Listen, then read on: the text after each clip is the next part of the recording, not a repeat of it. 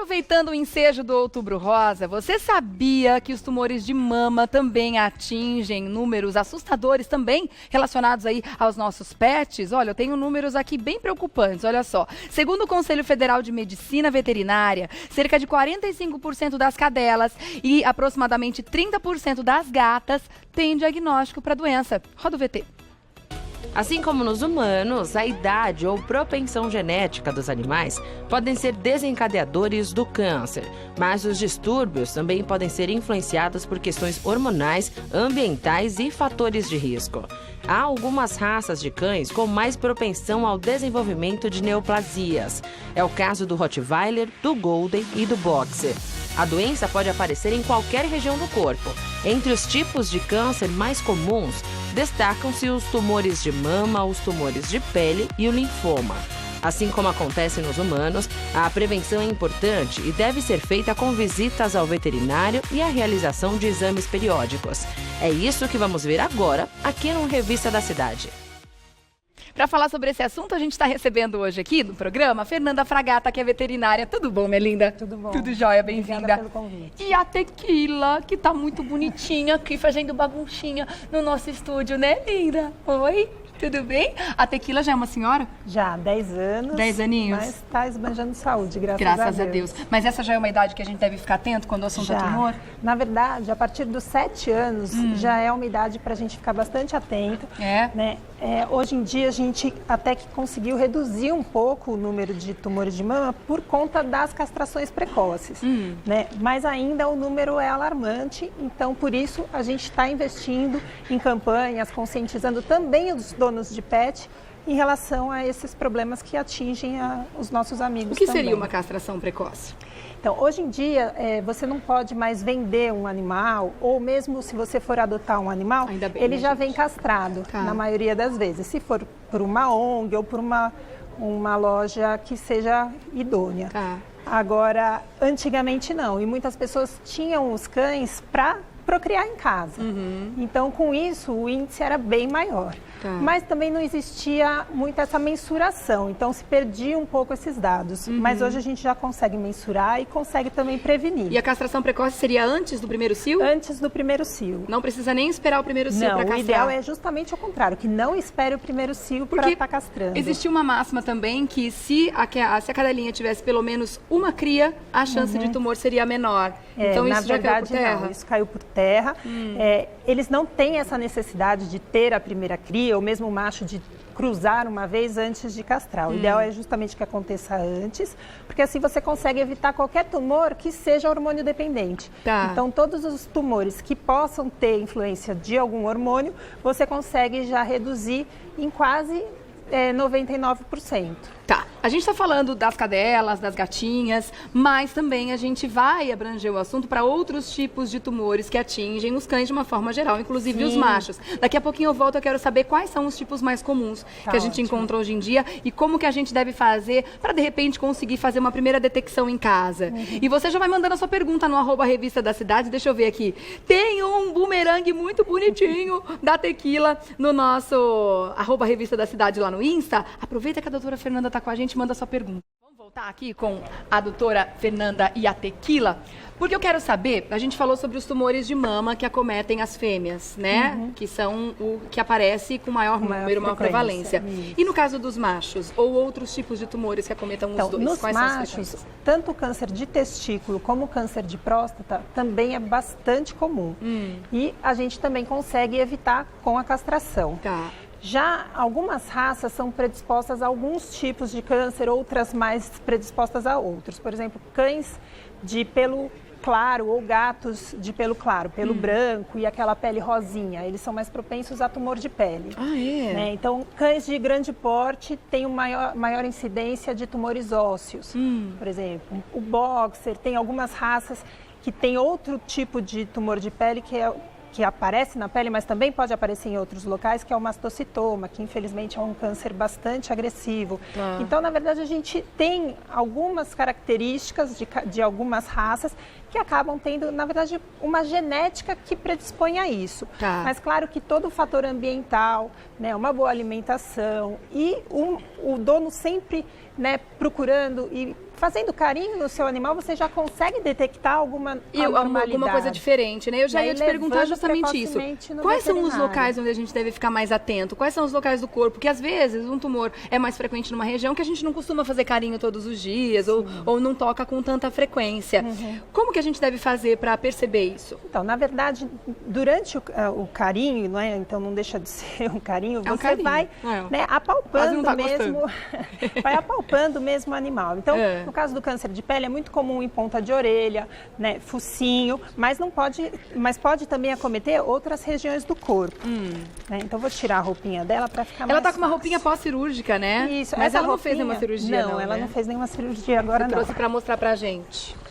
Essa roupa é interessante porque ela protege bem o foco cirúrgico e com isso eles não mexem e ficam com maior conforto. Ah, legal. Né? Então, vou tirar essa coleira pra cá, pra mostrar, acho que melhor ela assim no colo mesmo. Na barriguinha. Né?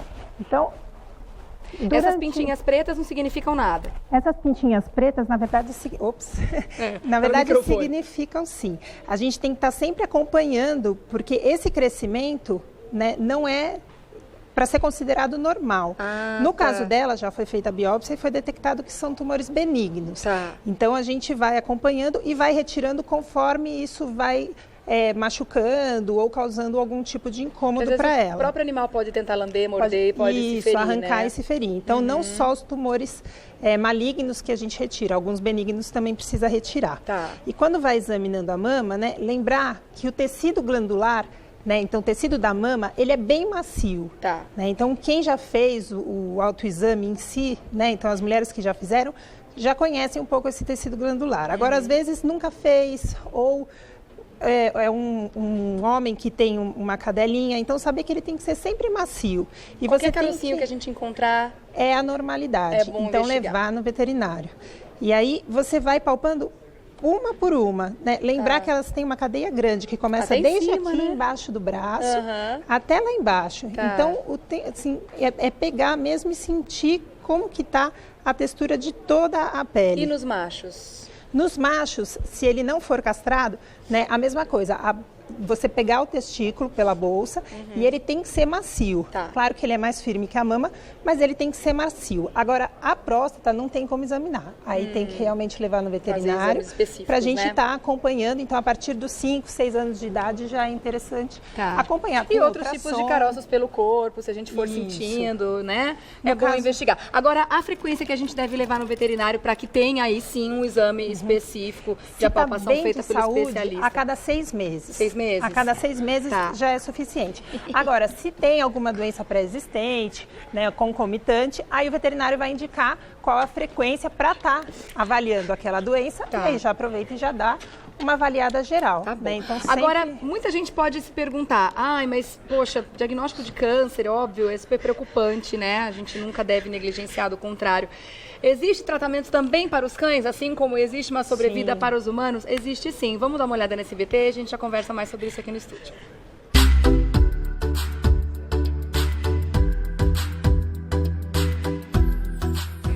Antes de eu tratar o Zé, de começar a ter esse problema de câncer com ele, a gente sempre ouviu falar de câncer em animais, casos, a gente gosta muito de cachorro, tem amigos que também tem, né?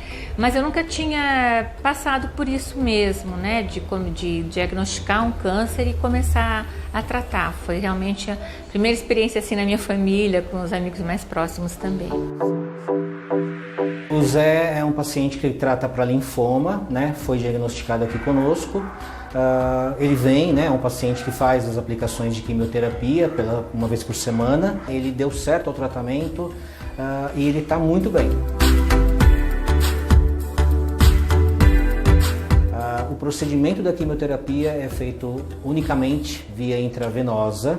Então ele recebe um soro, né? E neste soro é administrado a medicação necessária para o tratamento dele. Existem N medicações, cada medicação é indicada para um tipo de tumor, um tipo de câncer.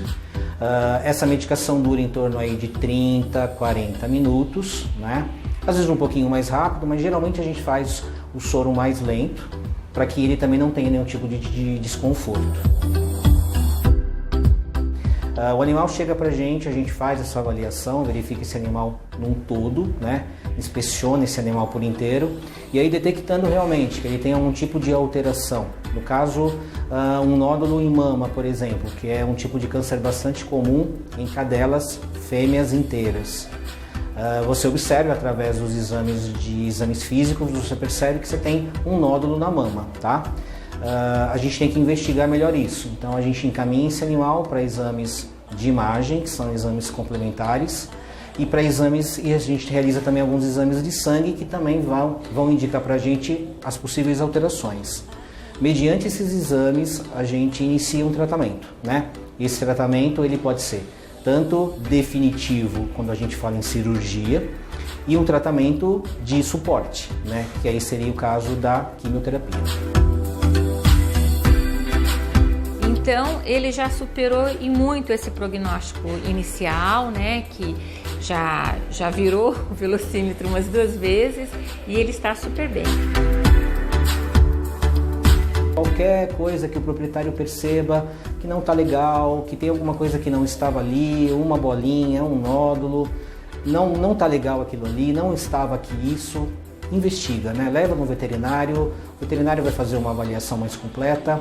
Pode não ser nada, pode ser somente um lipoma, uma gordurinha, mas também pode ser alguma coisa e que se for identificada no começo, a gente consegue ter uma resposta melhor e dar uma perspectiva de vida maior para esse animal em relação a isso.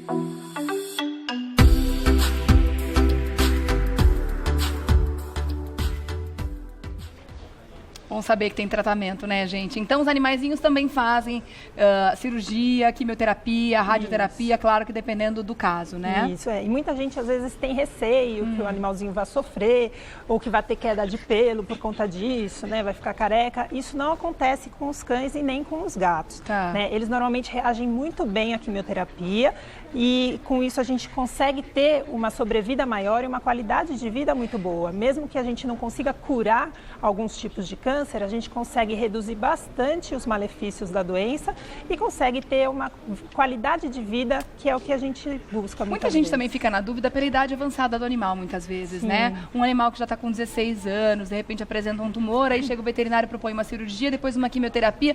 Até que ponto a gente deve avaliar caso a caso para saber se realmente isso vale a pena? Porque também não dá para generalizar. Tem câncer, tem que operar, tem que fazer químio.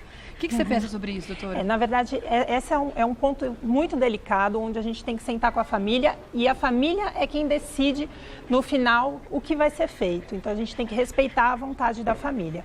Mas, enquanto existe possibilidade, enquanto existe esperança de um tratamento que dê qualidade de vida, não necessariamente a cura, né, a gente expõe e está, né, do lado dessa família para estar esclarecendo todas as dúvidas e, dentro do possível, ajudar a escolher. Mas a decisão sempre é da família e tem que ser respeitada. Vamos tentar responder rapidinho algumas perguntas que chegaram aqui, doutora. A Thaís quer saber, vacina para evitar o cio pode dar câncer em pet fêmea? Com qual frequência devo levar meu pet ao veterinário?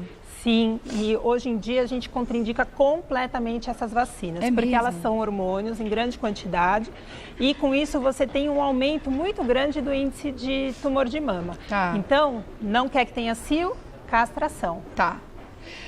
Quando devo castrar meu pet? Quero ter um Shih Tzu. Antes do primeiro cio. O ideal é quando a gente termina o esquema de vacinação, que é por volta dos 5 meses de idade, é uma idade boa para estar castrando. Essa foi a pergunta da Grace. Obrigada, viu, minha linda? A Mari quer saber. É verdade que quanto mais velhinho o cachorrinho, o câncer pode aparecer? O dela tem 16 anos e apareceu um tumor no fígado dele. E a alimentação? Está aí um ponto bem interessante que a Mari está perguntando aqui. Então, a alimentação é fundamental para a gente tentar um controle de todas as doenças, né? Então, da mesma forma que para a gente a alimentação hoje em dia tem uma importância muito grande, para os animais também. Então, sempre procurar dar uma alimentação equilibrada, né? A gente tem diversas rações de boa qualidade, rações específicas para determinadas raças, para determinadas idades, para determinados problemas. Então, consultar o seu veterinário qual é a indicada para o seu pet. E tem muita gente defendendo que as rações podem estar trazendo, junto com os conservantes, os corantes e essas químicas, podem estar trazendo mais tumores para os animais. Então, e na verdade, é o contrário. O advindo das rações e o avanço da veterinária fez com que os animais vivessem por mais tempo. E a partir do momento que a gente vive mais, a chance de aparecerem esses tumores, ela aumenta. Né? Por quê? Porque é uma doença mais comum em animais idosos, em animais velhos. Então, quanto mais tempo eles vivem, maior a chance de ter. A mesma partir coisa dos acontece 7 com a anos, gente. então, a gente deve começar já a fazer uma investigação Isso, para tumor. a partir dos 7 anos. E assim, na verdade, já a responde a vida pergunta de toda, muita porque gente. existem alguns tumores que acometem animais jovens, que acometem filhotes, então a gente tem que estar a vida toda prestando atenção. Deixa eu lembrar vocês que o Hospital Veterinário Sena Madureira, quem eu quero agradecer pela presença da Fernanda Fragata aqui hoje, está fazendo uma campanha muito bacana ao longo desse mês, né? É a última semana, a gente está na última semana, é uma campanha gratuita, onde as pessoas podem ligar e agendar uma avaliação, onde o veterinário vai estar ensinando como fazer esses exames, né, em casa, e para você estar acompanhando e esclarecendo suas dúvidas sobre o câncer de mama. Muito legal. Senamadureira.com é o endereço eletrônico do hospital. Aí você sabe lá quais são os endereços aqui na cidade. Obviamente um deles na Sena Madureira, né? Senamadureira.com. Acessa lá. Obrigada, Fernanda Fragata, pela presença Obrigada pelo aqui. convite. E obrigada também, Tequila. Você é uma linda. Volta logo, viu, gente? Agora ela gostou, né? O cachorro gosta de um sofá.